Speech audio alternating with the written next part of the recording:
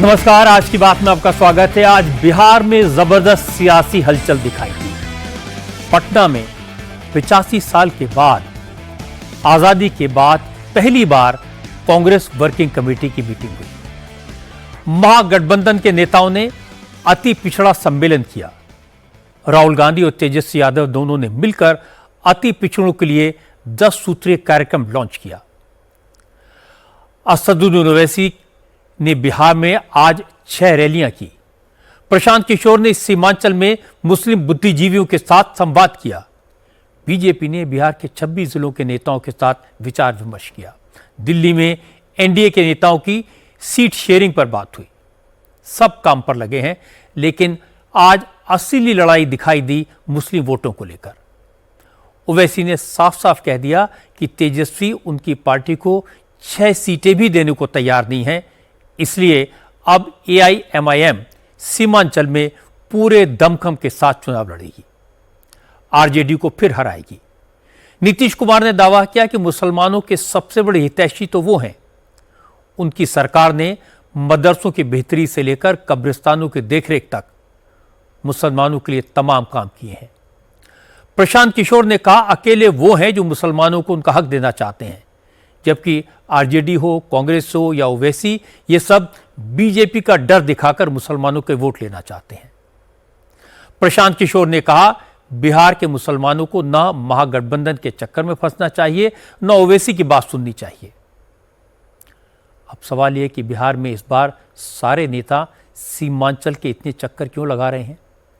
सीमांचल में सीटें तो सिर्फ 24 हैं, लेकिन आरजेडी, जेडीयू, कांग्रेस, प्रशांत किशोर या फिर ओवैसी, सबका फोकस सीमांचल पर क्यों है? क्या सीमांचल से बिहार की राजनीति की दिशा तय होगी? क्या मुस्लिम वोट की राजनीति बिहार में जाति की राजनीति पर भारी पड़ेगी? अगर बिहार में मुस्लिम वोट एकजुट हो गया तो इसका फायदा किसको मिलेगा? क्या इसके जवाब में बीजेपी हिंदुओं के वोटों को एकजुट करने की कोशिश करेगी? इन सारे सवालों पर चर्चा करेंगे आज की बात में, लेकिन शुरुआत करते हैं असदुद्दीन ओवैसी से। ओवैसी सीमांचल न्याय यात्रा निकाल रहे हैं। इस यात्रा के दौरान ओवैसी अगले 3 दिन तक सीमांचल में अपनी पार्टी के लिए घूम घूम कर कैंपेन करेंगे। पिछली बार सीमांचल में ओवैसी की पार्टी ने 5 सीटें जीती थी, लेकिन अब उनकी पार्टी का सिर्फ 1 विधायक है। 4 विधायक पार्टी छोड़कर आरजेडी के साथ जा चुके हैं। इसलिए ओवैसी अपनी हर रैली में चिल्ला चिल्ला कर बता रहे हैं कि बीजेपी तो ऑपरेशन लोटस करती है, लेकिन बिहार में आरजेडी ने ऑपरेशन लालटेन कर दिया। उनकी पार्टी के 4 गद्दारों को खरीद लिया, लेकिन उनकी पार्टी इस बार फिर आरजेडी को हराएगी। ओवैसी की यात्रा किशनगंज की कोचाधामत असेंबली सीट से शुरू हुई। इस सीट पर पिछले इलेक्शन में एआईएमआईएम के मोहम्मद इजार आसफी जीते थे, लेकिन अब वो आरजेडी में है। ओवैसी ने कहा कि आरजेडी उन्हें वोट कटवा बताती है, उनके विधायकों को तोड़ती है, उन्हें बीजेपी का एजेंट बताती है, लेकिन इसके बाद भी उन्होंने बीजेपी को रोकने के लिए आरजेडी की तरफ दोस्ती का हाथ बढ़ाया। सिर्फ 6 सीटों की मांग की, लेकिन आरजेडी 6 सीटें भी नहीं देना चाहती। ओवैसी ने कहा, अगर आरजेडी चाहती है कि मुसलमानों के वोट न बटें, तो उनकी पार्टी को महागठबंधन में शामिल क्यों नहीं करते? ओवैसी ने कहा, हकीकत यह है कि आरजेडी हो या कांग्रेस, ये पार्टियां मुसलमानों से वोट तो चाहती हैं, लेकिन उन्हें हिस्सेदारी नहीं देना चाहती। और जब ये पार्टियां चुनाव हार जाती हैं, तो हार के लिए मुसलमानों को जिम्मेदार ठहराती हैं। कौन बीजेपी को रोक नहीं पा रहा? पार्लियामेंट के चुनाव हुए, मजलिस ने कितने पार्लियामेंट की सीट पर इलेक्शन लड़ा? आखिर कैसे तीसरी मर्तबा नरेंद्र मोदी इस देश के प्रधानमंत्री बन गए? जब मैं सवाल पूछता हूं तो इस सवाल का जवाब कोई नहीं दे पाता है। चलिए, अब हमने अख्तरुल ईमान साहब ने राजद के जिम्मेदारों को, जनाब लालू प्रसाद यादव को 2 खत लिखकर कहा कि आइए हम आपसे अलायंस करने के लिए तैयार हैं। आप अंदाजा लगाइए कि कितना सख्त और तकलीफदेह बात और फैसला हमने लिया था कि जिस पार्टी ने हमारे 4 विधायकों उन बेईमानों को खरीद लिया। उसके बावजूद भी हमने कहा कि आइए भाजपा को रोकते हैं। एक नहीं 2-2 खत अख्तरुल ईमान साहब ने लिखे। फिर एक यहां पर लीडर ऑपोजिशन तेजस्वी यादव को भी लेटर लिखा और अख्तरुल ईमान ने लिखकर कहा कि हमको सिर्फ 6 सीट दे दीजिए, अगर आपकी हुकूमत बनती है तो हमको मंत्री का पोस्ट मत दीजिए। और ये टीवी के चैनल में बैठकर ये बड़े बड़े अक्लमंद लोग जो बात करते एमआईएम खड़े हो गई तो वोट कटता है, हमारी वजह से वोट नहीं कटता है। तुम्हारा वोटर मोदी के गोद में जाकर बैठ चुका है, इसलिए मोदी कामयाब हो रहा है। इसके बाद ओवैसी ने आरजेडी पर जोरदार हमला किया। उन्होंने कहा जो पार्टियां खुद को सेक्युलर बताती हैं, असल में वही पार्टियां मुसलमानों की लीडरशिप डेवलप नहीं होने देती, क्योंकि अगर मुस्लिम नेता बनेंगे तो दरी कौन बिछाएगा। ओवैसी ने लालू और तेजस्वी का नाम लिए बगैर कहा कुछ परिवारवादी लोग मुसलमानों का वोट लेकर अपने पूरे खानदान को मुख्यमंत्री और मंत्री बनाना चाहते हैं, लेकिन मुसलमानों को विधायक या सांसद भी नहीं बनने देना चाहते। मुसलमानों को अब ऐसी पार्टियों का साथ छोड़ना चाहिए। ओवैसी ने कहा कि जो लोग उन्हें हैदराबाद का नेता कहते हैं, उन्हें यह बताना चाहिए कि हरियाणा के नेता को बिहार से राज्यसभा सदस्य क्यों बनाया। ओवैसी के टारगेट पर तेजस्वी के सियासी सलाहकार संजय यादव से, जो हरियाणा से ताल्लुक रखते हैं और आजकल आरजेडी के राज्यसभा सांसद हैं। जब कभी भी ओवैसी सीमांचल को आता है तो एक हमारे जो मुखालिफ हैं, जो नहीं चाहते कि सीमांचल से इंसाफ हो, जो नहीं चाहते कि सीमांचल का नौजवान नेता बनकर उनकी आंख में आंख डालकर इंसाफ का मुतालबा कर सके। अवामी मसलों पर बात नहीं होगी, इंसाफ की बात नहीं होगी, ये सिर्फ यही आकर कहेंगे इंसाफ बाद में होगा। तुम जुल्म को सहते रहो, पहले हमको नेता बना दो, पहले हमको मुख्यमंत्री बना दो, ताकि हमारी खानदान में जितने लोग हैं, जितनी नस्लें हैं, वो कोई ना कोई मिनिस्टर बन जाए। मैं आपसे अपील कर रहा हूं, ये इलेक्शन आपका है, ये इलेक्शन ओवैसी का नहीं है। ये आपको इंसाफ की लड़ाई लड़ना है। हम आपके दरमियान में थे और रहेंगे। दूसरी बात वो कहेंगे ये हैदराबाद से आया है। हाँ, मैं हैदराबाद से आया हूं, चांद से नहीं आया हूं, इसमें कोई बुरी बात नहीं है। और अगर जो कह रहे हैदराबाद से आया, तो फिर वो जो हरियाणा से आकर बिहार में राज्यसभा का एमपी बन जाता है, उस पर तुमको पेट में दर्द नहीं होता? क्या वो बिहार का वासी है? मैं हैदराबाद से जरूर आया हूं और इंशाअल्लाह ताला अल्लाह जब तक जिंदा रखेगा आता रहूंगा। दुनिया की कोई ताकत मुझे सीमांचल और बिहार आने से रोक नहीं सकती इंशाअल्लाह ताला। सिर्फ मौत ही मुझे रोक सकती है।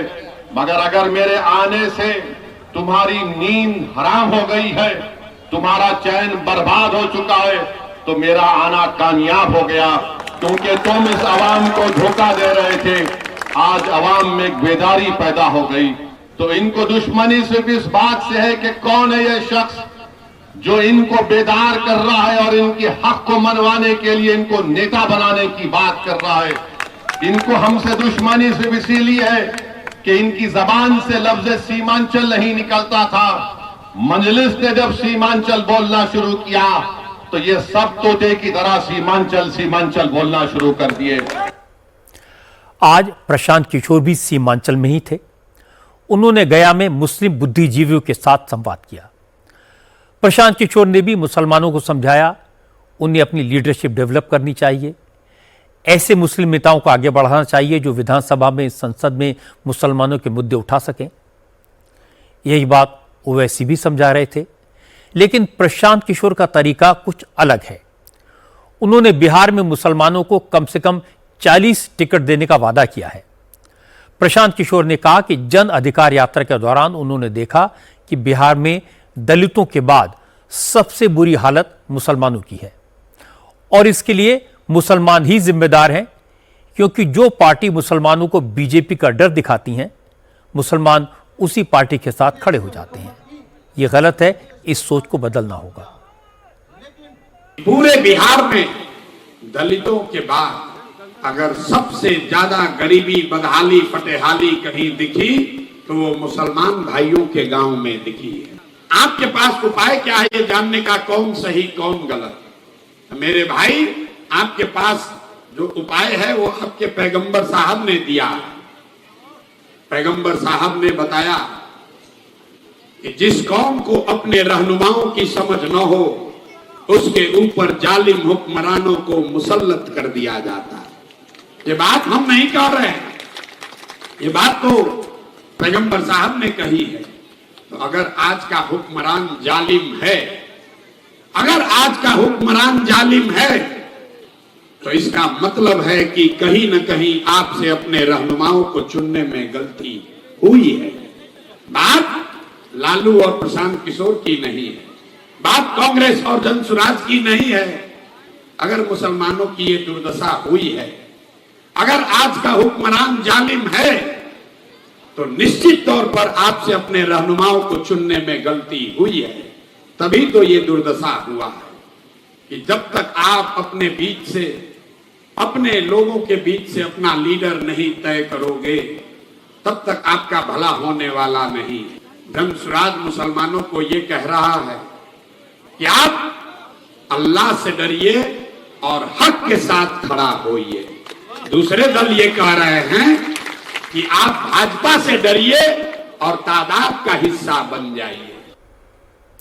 इंटरेस्टिंग बात यह है कि मुस्लिम वोटों की उम्मीद नीतीश कुमार को भी है।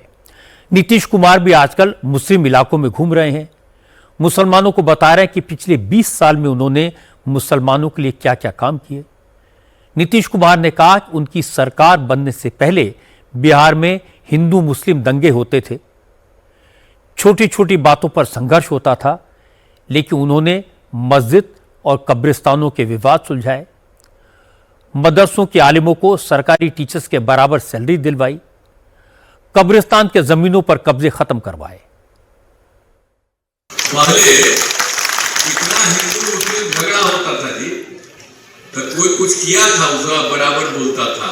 हम लोगों की सरकार आई तो 2006 में ही हम लोगों ने कब्रिस्तान की घेराबंदी शुरू की और बड़े पैमाने पर कब्रिस्तानों की घेराबंदी की जा चुकी है। अब कोई झगड़ा झंझट नहीं होता और मदरसों को सरकारी मान्यता दी गई और उनके शिक्षकों को सरकारी शिक्षकों के बराबर वेतन दिया गया। पहले ही सबको कोई जो थे, आप वोटवे लेते थे ही लोग पहले वाले, तो दिए थे, सब जगह आंदोलन करता था। तो हम तो जब लोग के नहीं थे तो हम देखते थे कि बराबर बोल रही है, कह रही है कि महिलाओं को करिए, लेकिन ये कभी नहीं किया। लेकिन हम लोगों ने तत्काल इसका काम हम लोगों ने तुरंत कर दिया। बिहार में जब भी चुनाव होते हैं तो ये मान लिया जाता है कि मुसलमानों के वोट बीजेपी को तो नहीं मिलेंगे, और दूसरी बात ये मानी जाती है कि इसका ज्यादातर हिस्सा वहां जाएगा जहां लालू यादव होंगे। पिछले विधानसभा चुनाव में सीमांचल में ओवैसी ने 5 सीटें जीतकर इस धारणा को गलत साबित कर दिया था। यह अलग बात है कि आरजेडी ने ओवैसी में के 5 में से 4 एमएलए तोड़ लिए। इसके बावजूद इस बार ओवैसी आरजेडी के दरवाजे पर खड़े हैं, 6 सीटें मांग रहे हैं। उसकी वजह है कि वो नहीं चाहते उन्हें बीजेपी की बी टीम कहा जाए। आरजेडी के लोग ओवैसी की पार्टी को वोट काटकर बीजेपी की हेल्प करने वाली पार्टी बताते हैं। ओवैसी अपने ऊपर लगे इस टैग को हटाना चाहते हैं। इस बार प्रशांत किशोर के रूप में एक नया फैक्टर भी है। प्रशांत किशोर मुसलमानों को 40 टिकट देने का ऐलान कर चुके हैं। अगर थोड़े बहुत वोट भी प्रशांत किशोर के साथ जाते हैं तो अब तक के स्थापित समीकरण बदल जाएंगे। आरजेडी और कांग्रेस को लगता है कि मुसलमानों के पास तो ऑप्शन नहीं है, मुसलमानों को तो महागठबंधन को वोट देना ही पड़ेगा। इसलिए अब उनका फोकस दलितों और पिछड़ों के वोटों पर है। क्योंकि पिछड़ों में 70% से ज्यादा आबादी अति पिछड़े वर्ग की है, इसलिए आज महागठबंधन ने पटना में अति पिछड़ा न्याय सम्मेलन किया। कांग्रेस आरजेडी ने एक्सट्रीम बैकवर्ड कास्ट के लिए न्याय संकल्प पत्र जारी किया। इस संकल्प पत्र में वादा किया गया है कि अगर महागठबंधन की सरकार बनी तो अति पिछड़ा अत्याचार निवारण अधिनियम पारित किया जाएगा। अति पिछड़ों के लिए पंचायत और नगर निकाय में आरक्षण 20% से बढ़ाकर 30% किया जाएगा। आबादी के अनुपात में आरक्षण की 50% की सीमा को बढ़ाने और इसे संविधान की 9वीं अनुसूची में शामिल करने के लिए केंद्र सरकार को प्रस्ताव भेजा जाएगा। नियुक्तियों की चयन प्रक्रिया में नॉट फाउंड सूटेबल को खत्म किया जाएगा। अति पिछड़ा, अनुसूचित जाति, अनुसूचित जनजाति और पिछड़े वर्ग के सभी भूमिहीनों को शहरी क्षेत्रों में घर बनाने के लिए जमीन मुफ्त में दी जाएगी। 25 करोड़ रुपए तक के सरकारी ठेकों में 50% आरक्षण और प्राइवेट कॉलेजेस में आरक्षण जैसे 10 वादे आज किए गए। राहुल गांधी ने कहा कि उनके प्रेशर में मोदी सरकार जाति जनगणना कराने को तैयार हो गई है, लेकिन कास्ट सेंसस के बाद आरक्षण सीमा को खत्म करने का काम कांग्रेस ही करेगी। कि पूरे देश में जाति जनगणना होगा और दूसरी बात, जो 50% की रिजर्वेशन की दीवार बना रखी है, इसको हम तोड़ के फेंक देंगे। ये आप लोगों से पूछकर, आप लोगों से पूछ के, आपके नेताओं से पूछ के, ईबीसी वर्ग के लोगों से पूछ के, महिलाओं से, स्टूडेंट से, इन सब से पूछकर हमने ये डेवलप किया है। ये हम इसको इंप्लीमेंट करेंगे, मगर ये आवाज आपकी है। 20 साल के लिए इन्होंने कॉन्ट्रैक्ट्स में आपको रिजर्वेशन क्यों नहीं दिया? ये क्या कर रहे थे? एक ये आपसे वोट ले रहे थे और आपको यूज करके आपको फेंक रहे थे, दबा रहे थे। तेजस्वी यादव ने बीजेपी को आरक्षण चोर बताया। तेजस्वी ने कहा कि पॉलिसी और डिसीजन मेकिंग में दलित और अति पिछड़ा वर्ग को अहमियत नहीं दी जाती। बीजेपी सर्व समाज के लोगों को अधिकार नहीं देना चाहती। बीजेपी की कोशिश है कि आरक्षण को धीरे धीरे खत्म कर दिया जाए। कितने अति पिछड़ा समाज के लोग जो है पॉलिसी मेकिंग में है, कितने दलित समाज के लोग जो है डिसीजन मेकिंग में है, या जो भी एनडीए में जितने मंत्री हैं, वो समाज के सबसे बड़े दुश्मनों के लिए केवल अपने लाभ के लिए काम कर रहे हैं, व्यक्तिगत रूप के लिए कर रहे हैं, समाज के लिए नहीं कर रहे हैं। और कितने लोग आप देखते होंगे, जो नीतीश जी का जो भूजा पार्टी होता है शाम में, जिसमें वो डिसीजन लेते हैं कोई चीज की, कितना पिछड़ा अति पिछड़ा दलित बैठा रहता है, कितना अल्पसंख्यक बैठा रहता है। कौन लोग हैं वो जो बैठे रहते हैं? वही आरक्षण विरोधी। ये आरक्षण विरोधी नहीं, हम तो कहते हैं ये लोग आरक्षण चोर है। भाजपा ये आरक्षण चोर है, चोरी कर रही है आरक्षण। लाखों की तादाद में नौकरियां मिल रही है, नुकसान किसको हो रहा है? फेंक दिया गया है कूड़ेदान में। ये लोगों ने खत्म कर दिया, चोरी कर ली आरक्षण की, भाजपा के लोगों ने। ये लोग, जो लोग बैठे हैं, ये लोग सब समाज के दुश्मन हैं। राहुल गांधी और तेजस्वी यादव के आरोपों का जवाब देने में बीजेपी ने देर नहीं की। संबित पात्रा ने राहुल और तेजस्वी को नेपो किड्स बताया और इतिहास पढ़ने की सलाह दी। संबित पात्रा ने कहा, 1990 में राजीव गांधी ने संसद में अपने सबसे लंबे भाषण में पिछड़ों को आरक्षण देने का विरोध किया था और आज उनका बेटा रिजर्वेशन पर बीजेपी को नसीहत दे रहा है। बिहार की पुण्य भूमि से नेपो किड का हमने वक्तव्य सुना है और मुझे तो लगता है नेपो किड राहुल गांधी जी का कहीं ना कहीं रिकॉर्ड प्लेयर वहीं अटक गया है। वही बातें बार बार दोहराते हैं, केवल बातें करते हैं, काम नहीं करते हैं। आज उन्होंने संक्षेप में यही कहा कुल मिलाकर के कि हम ओबीसी, अति पिछड़े, ईबीसी सबके लिए सामाजिक न्याय लेकर आएंगे, उनके अधिकारों के लिए लड़ाई लड़ेंगे और रिजर्वेशन को आगे बढ़ाएंगे, संविधान को बचाएंगे।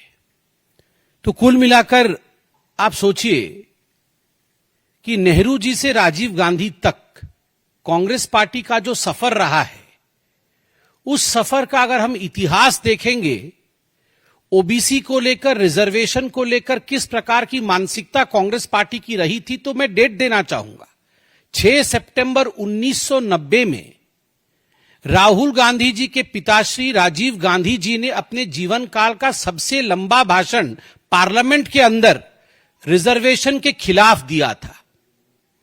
रिजर्वेशन के खिलाफ उन्होंने उस समय तत्कालीन प्रधानमंत्री वीपी सिंह जी द्वारा लाए गए मंडल कमीशन के रिकमेंडेशन पर भाषण देते हुए कहा था कि यदि 27% रिजर्वेशन 27% रिजर्वेशन ओबीसीज को मिलता है तो देश की स्थिति क्या होगी आप चिंता करके देखिएगा।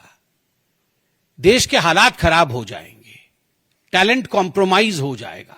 उस समय पिताजी ने ओबीसी के खिलाफ कहा और आज नेपो किड एक अलग ही अंदाज में ओबीसी के पक्ष में कह रहे हैं। इनकी जो अपीजमेंट की पॉलिटिक्स है वो केवल एक धर्म तक सीमित है।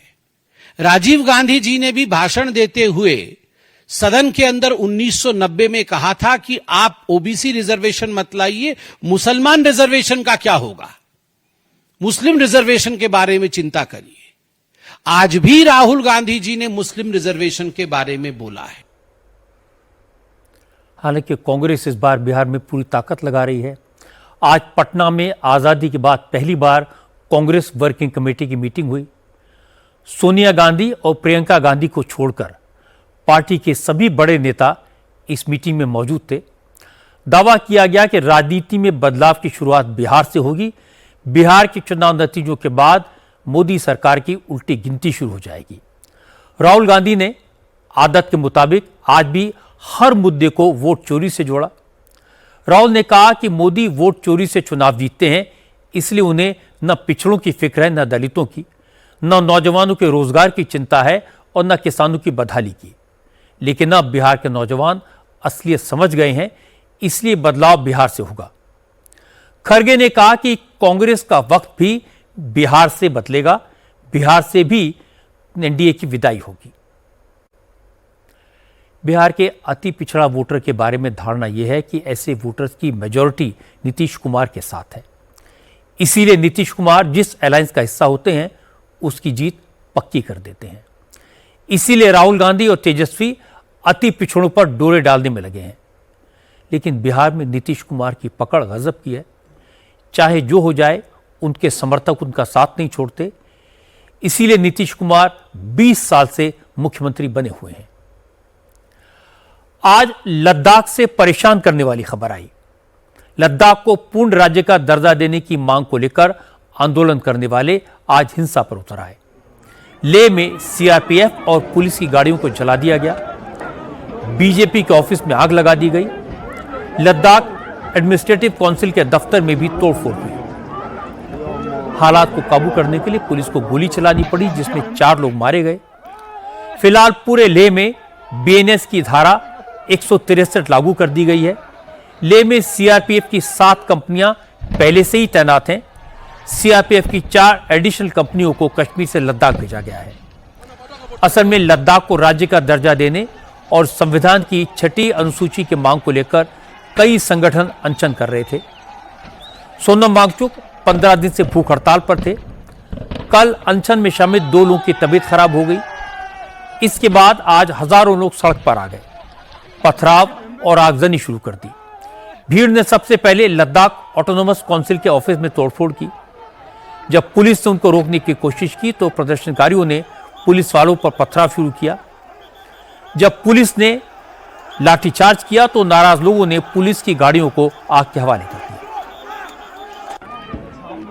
इसके बाद लोगों का हुजूम लेह में बीजेपी दफ्तर के पास पहुंचा। पहले बीजेपी ऑफिस पर पथराव हुआ।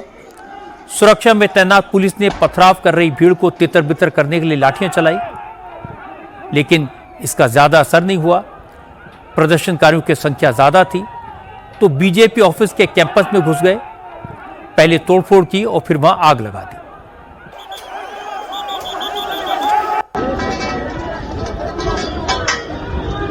बीजेपी का आरोप है कि लेह में हिंसा और आगजनी कांग्रेस के इशारे पर हुई। बीजेपी आईटी सेल के अध्यक्ष अमित मालवीय ने सोशल मीडिया पर एक वीडियो शेयर करके दावा किया कि भीड़ में कांग्रेस के लीडर स्टानजिन सेपांग के उकसावे पर बीजेपी दफ्तर पर हमला हुआ। स्टानजिन अपर ले वार्ड से कांग्रेस के पार्षद हैं। संबित पात्रा ने भी कहा कि लद्दाख की हिंसा से बात फिर साबित हुई कि कांग्रेस भारत के टुकड़े करने वालों के साथ मिलकर देश के खिलाफ साजिश करती है। पात्रा ने कहा कि कांग्रेस की कोशिश भारत में बांग्लादेश और नेपाल जैसे हालात पैदा करने की है, लेकिन ये कोशिश कभी कामयाब नहीं होगी। वही काउंसलर स्टानजिंग सेपांग राहुल गांधी जी के साथ है। यह जो तस्वीर है ये राहुल गांधी है, ये स्टानजिंग सेपांग हैं जो अपर ले वार्ड से काउंसलर हैं कांग्रेस पार्टी के, जिन्होंने आज प्रदर्शन को भड़काने का काम किया, उसे हिंसक बनाने का काम किया। एक बात आप याद रखिए, Congress party has nefarious designs. Congress party का जो षड्यंत्र है, किस प्रकार से भारत तेरे टुकड़े होंगे इंशा अल्लाह, यही कांग्रेस पार्टी का मुख्य लाइन है। देश को तोड़ने का काम करते हैं। जो बांग्लादेश में हुआ, जो नेपाल में हुआ, जो अभी फिलीपींस में हो रहा है, उस प्रकार की परिस्थिति को देश में किस प्रकार से लाया जाए, उसके लिए बार बार राहुल गांधी भड़काने का काम कर रहे हैं। यह किस प्रकार का नेतृत्व है कांग्रेस पार्टी का? जनता है, सब जानती है। अगर देश को तोड़ने की कोशिश करोगे तो देश जवाब भी देना जानता है, जनता जवाब भी देगी। क्योंकि इस आंदोलन की अगुवाई सोशल एक्टिविस्ट सोनम वांगचुक कर रहे हैं, वो 15 दिन से अनशन पर हैं। जैसे हिंसा की खबर आई तो वांगचुक ने अपना अनशन खत्म करने का ऐलान कर दिया। हिंसा करने वालों से शांति की अपील की। सोनम वांगचुक ने कहा कि न उनका इस हिंसा से कोई लेना देना है और न कांग्रेस के किसी लीडर में इतनी ताकत है कि वो लेह में हजारों नौजवानों को सड़क पर ला सके। वांगचुक ने कहा कि लद्दाख के लोग पिछले 5 साल से अपने हक की मांग शांतिपूर्ण तरीके से उठाते रहे हैं, लेकिन सरकार ने उनकी बात नहीं सुनी। फ्रस्ट्रेट होकर कुछ लोग सड़क पर आ गए। वांगचुक ने कहा कि वो हिंसा को कभी सपोर्ट नहीं करते, लेकिन अगर आज की घटना को सियासी रंग देने की कोशिश की गई तो लोगों की नाराजगी और बढ़ेगी। अनशन के स्टेज को हमने पॉलिटिकली सैनिटाइज्ड रखा था।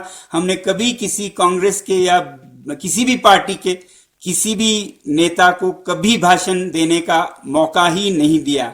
तो ये कहना भी गलत होगा कि हमारे स्टेज पे किसी ने कहा हो। बाकी मैं फिर कहूंगा, किसी भी पार्टी के किसी नेता में ये शक्ति, ये कमांड नहीं है कि वो 4-5 हजार युवकों को इस तरह निकाल पाए। ये उनके फ्रस्ट्रेशंस का नतीजा था। ये हमें मानना चाहिए, नहीं तो हम फिर दोबारा गलत रास्ते पे जाएंगे। हिंसा के बाद प्रशासन ने बिना मंजूरी के लेह में कोई रैली या प्रोटेस्ट करने पर रोक लगा दी है।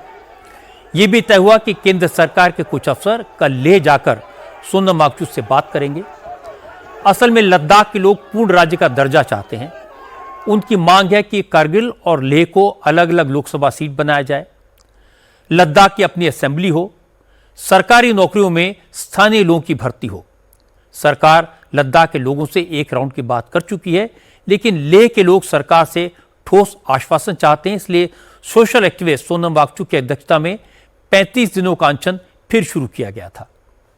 सरकार ने उनको 6 अक्टूबर को बातचीत का न्योता दिया था, लेकिन यह बातचीत होती इससे पहले ही आज प्रदर्शनकारियों ने हिंसा और आगजनी कर दी। लद्दाख में आंदोलन करने वालों के साथ हाई पावर कमेटी की बातचीत के लिए केंद्र सरकार ने कई दिन पहले 6 अक्टूबर की तारीख फिक्स कर दी थी। इनफॉर्मल टॉक्स 2 दिन बाद 26 सितंबर को शुरू होनी थी। इसके बावजूद लेह में तोड़फोड़ हुई, आगजनी हुई। इसका लॉजिक समझना मुश्किल है। सवाल यह कि क्या यह प्री प्लान था? क्या नौजवानों को किसी ने भड़काया? अपनी मांगे मनवाने का यह तरीका ठीक नहीं है। लोकतंत्र में हिंसा करने का हक किसी को नहीं है। बीजेपी वाले कह रहे हैं कि यह कांग्रेस ने करवाया क्योंकि कांग्रेस भारत में नेपाल जैसे हालात पैदा करना चाहती है।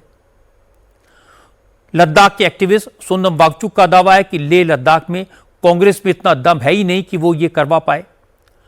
वांगचुक ने हिंसा की निंदा की, पर साथ साथ लोगों के गुस्से को जायज ठहराया।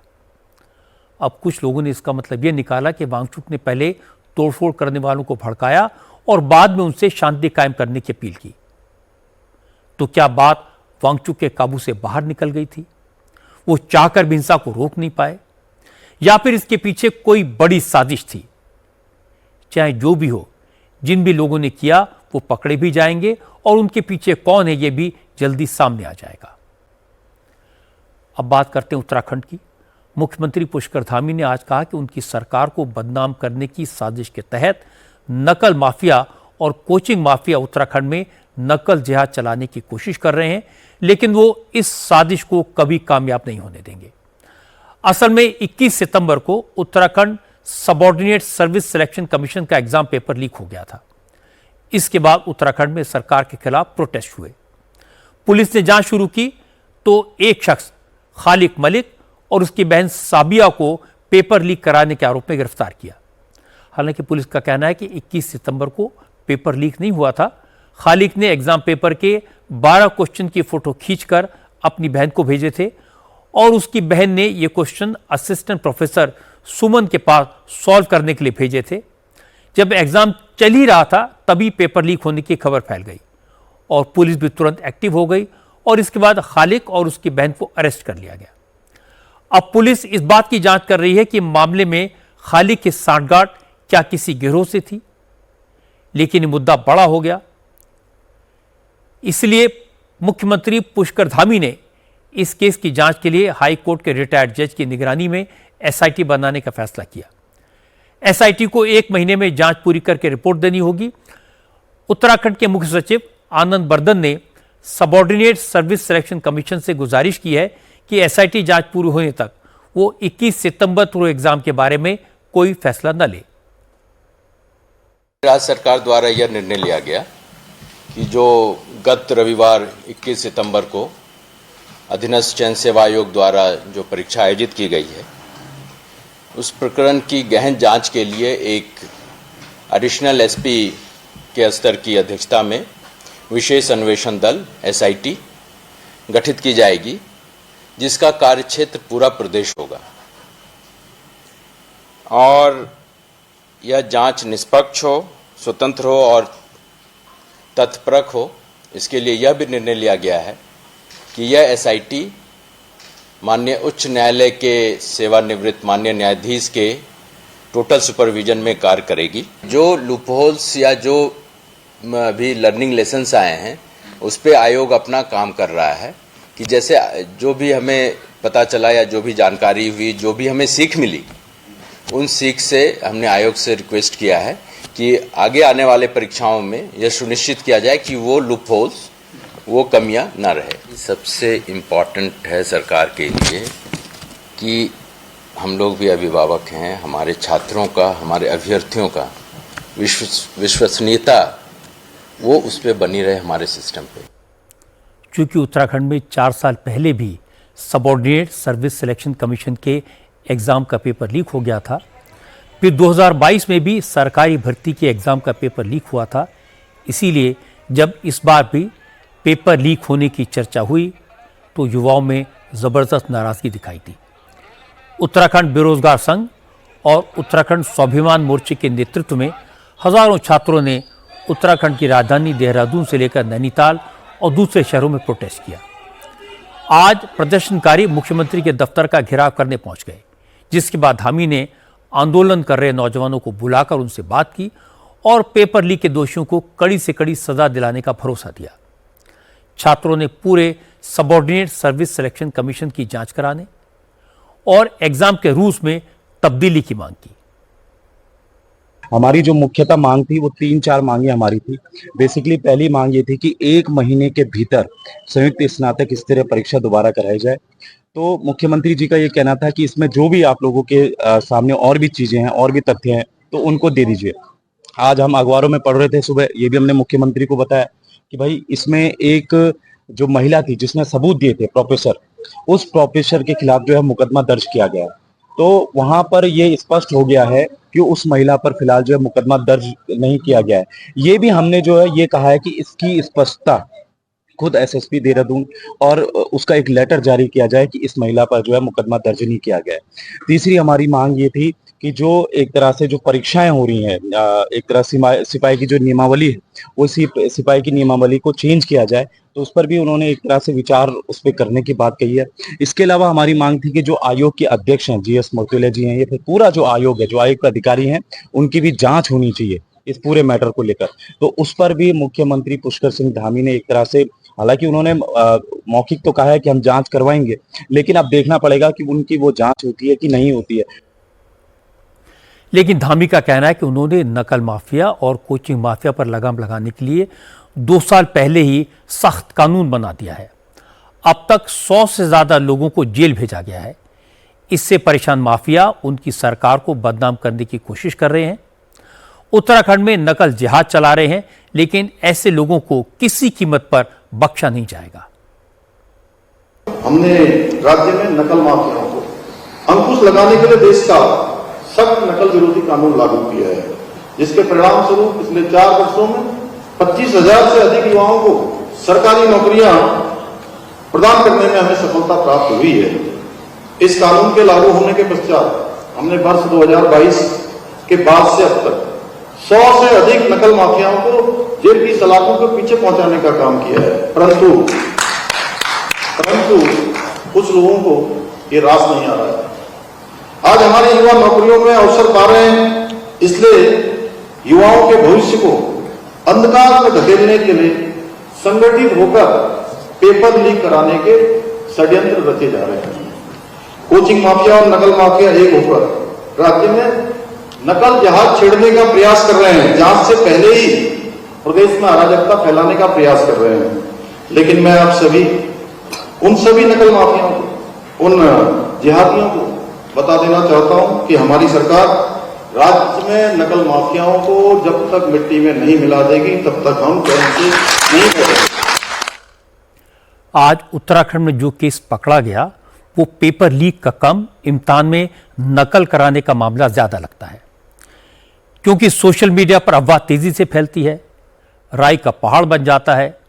इस केस में इन्वॉल्व भाई बहन मुस्लिम हैं, इसलिए इसे नकल जिहाद का नाम मिल गया। यह बात सही है कि उत्तराखंड में पहले भी कई बार पेपर लीक के केसेस हुए हैं, और यह भी सही है कि 2 साल पहले पुष्कर धामी ने कानून बनाया, पेपर लीक करने वाली माफिया के खिलाफ सख्त एक्शन लिया, उसका असर दिखाई दे रहा है।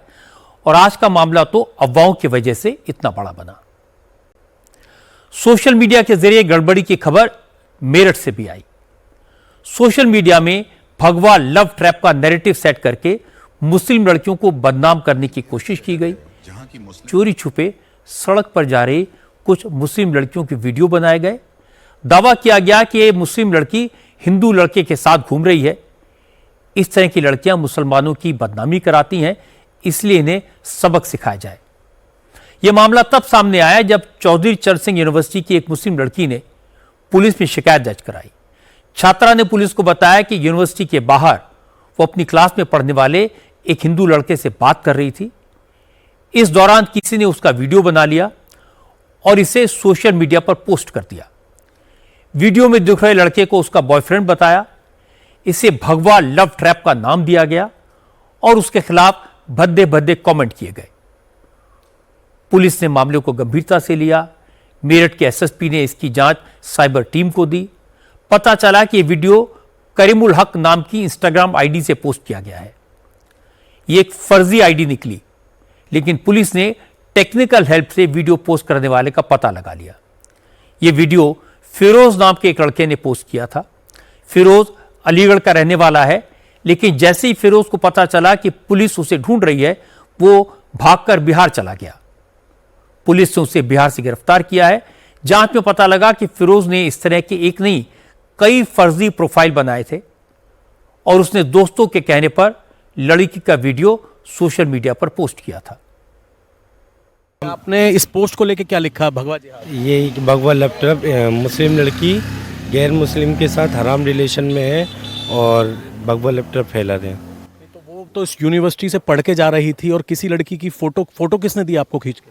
वो कासिम और नौशाद ने।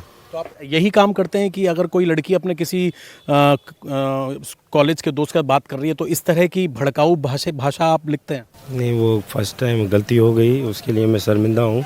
गलती मान रहे हैं? बिल्कुल बिल्कुल गलती। असल में मामला सिर्फ एक पोस्ट का नहीं है। पुलिस को शक है इसके पीछे पूरा नेटवर्क काम करता है।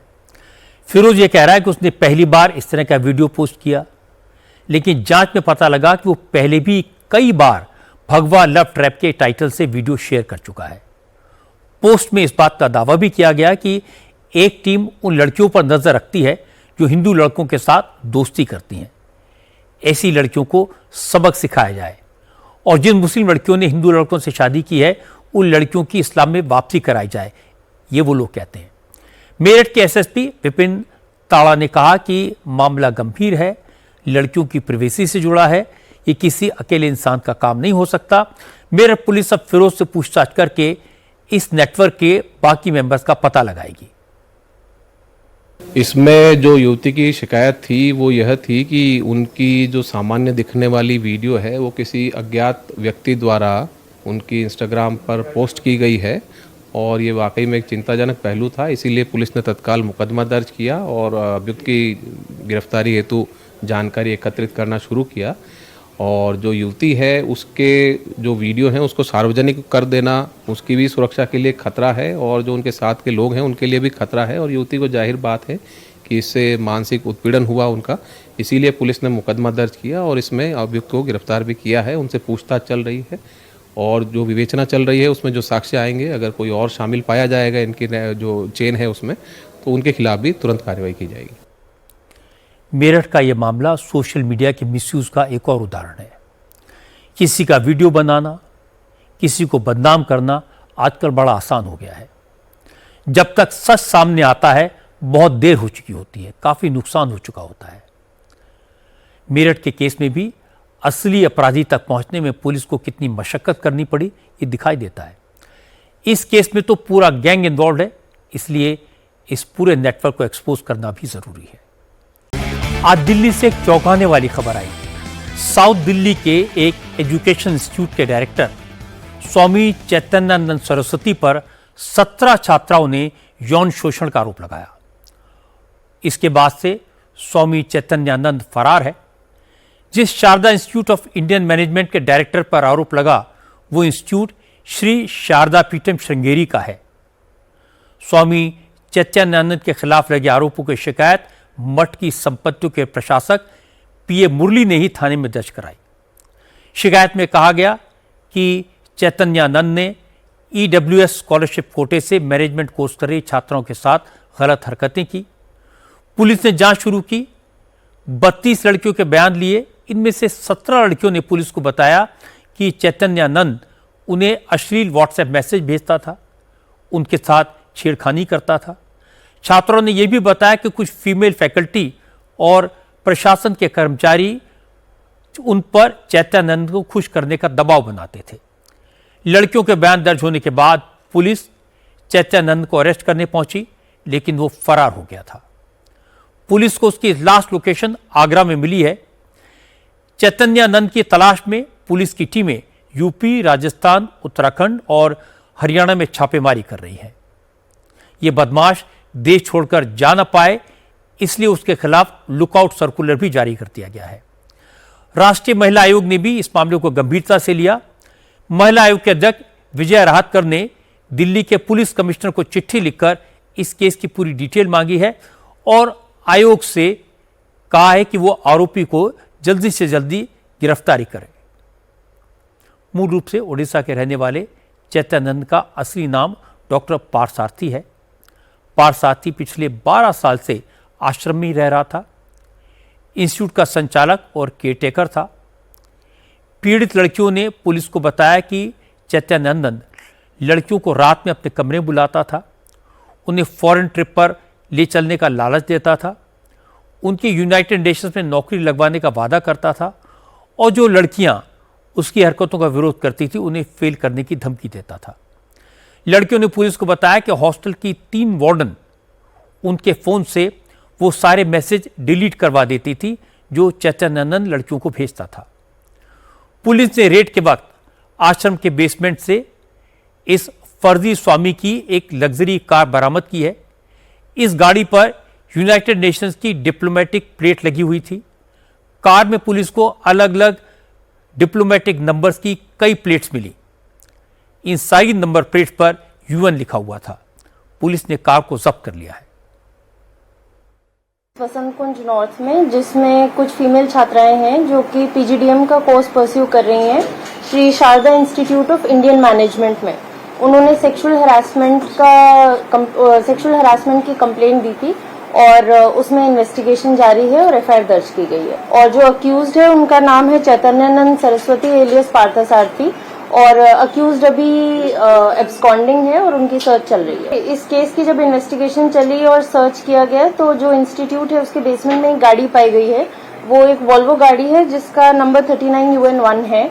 उस पे जो ब्लू इंटरनेशनल डिप्लोमैट्स की नंबर प्लेट लगी रहती है वो लगी हुई थी और उसमें एक सेपरेट एफआईआर दर्ज की गई है फोर्जरी और चीटिंग के अप्रोप्रिएट उपयुक्त सेक्शंस में। इसमें काफी छात्राओं की संख्या है और उन सबके स्टेटमेंट्स लिए जा रहे हैं। ये फर्जी स्वामी साधु के भेष में शैतान है, सीरियल ऑफेंडर है। अब तक उसके खिलाफ 5 एफआईआर दर्ज हो चुकी हैं, जिसमें से एक एफआईआर फर्जी नंबर प्लेट पर और दूसरी एफआईआर लड़कियों के यौन शोषण की है। जून में मठ ने पार्थसारथी उर्फ चैतन्यानंद के खिलाफ धोखाधड़ी और जालसाजी का केस दर्ज कराया था। इसके अलावा 2009 में उसके खिलाफ डिफेंस कॉलोनी में धोखाधड़ी और छेड़छाड़ का एक केस दर्ज हुआ था। 2016 में भी वसंत कुंज की एक महिला ने उस पर छेड़छाड़ का आरोप लगाया था। इस मामले में पार्थसारथी जमानत पर है। अब नया केस सामने आने के बाद शारदा पीठम श्रृंगेरी ने पार्थसारथी से सारे संबंध तोड़ लिए हैं। श्रृंगेरी पीठ की तरफ से जारी बयान में कहा गया कि पार्थसारथी के गलत और गैर कानूनी कामों से मठ का कोई लेना देना नहीं है। संस्था ने उनसे सारे संबंध समाप्त कर दिए हैं और जांच में पुलिस को पूरा सहयोग किया जाएगा, जिससे पार्थसारथी को उसके कर्मों की सजा मिले।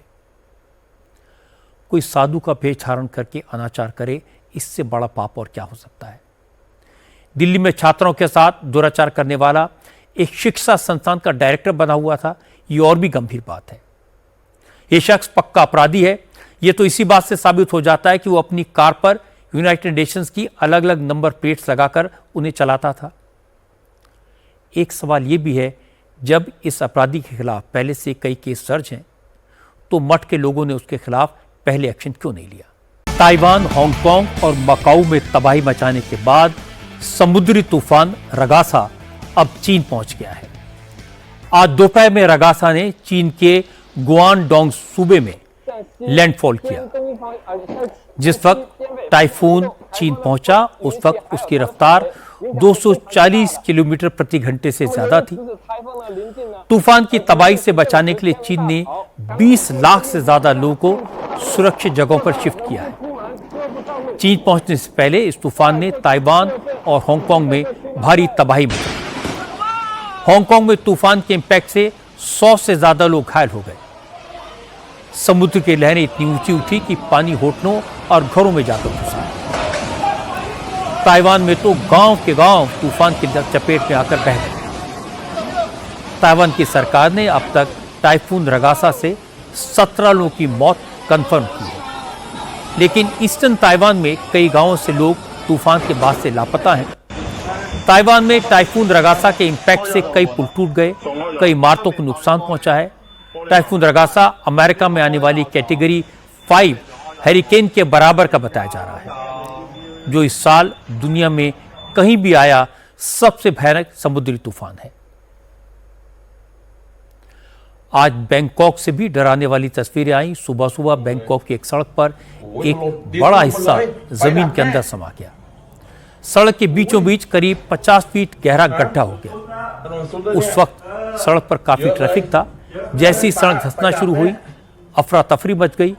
4 लेन की सड़क का पहले एक तरफ का हिस्सा धंसा। सड़क पर जा रहे लोगों ने गाड़ियों के इमरजेंसी ब्रेक लगाए। कुछ लोग गाड़ी से उतरकर भागने लगे। उसी वक्त सड़क का दूसरा हिस्सा भी जमीन के अंदर समा गया। सड़क पर लगे बिजली के पोल से आग निकलने लगी। एक कार तो सड़क पर ही लटक गई।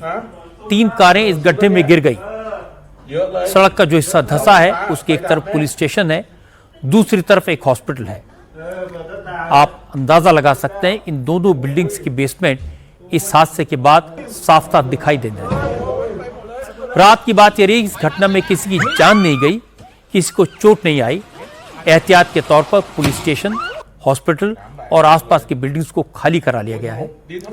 बैंकॉक के गवर्नर ने बताया कि पास में अंडरग्राउंड में रेलवे स्टेशन बन रहा है। टनल से आ रहे पानी के कारण सड़क के नीचे की मिट्टी बह गई, जिसकी वजह से यह दुखदाई हादसा हुआ।